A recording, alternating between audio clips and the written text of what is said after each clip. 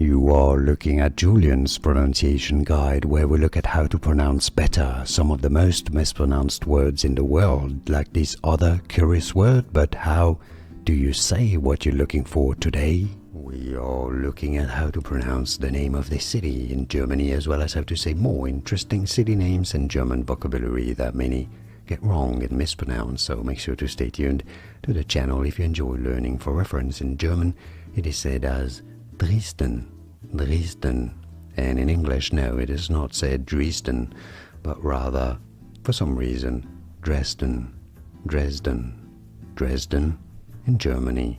In German again, Dresden, and now you know at least the difference.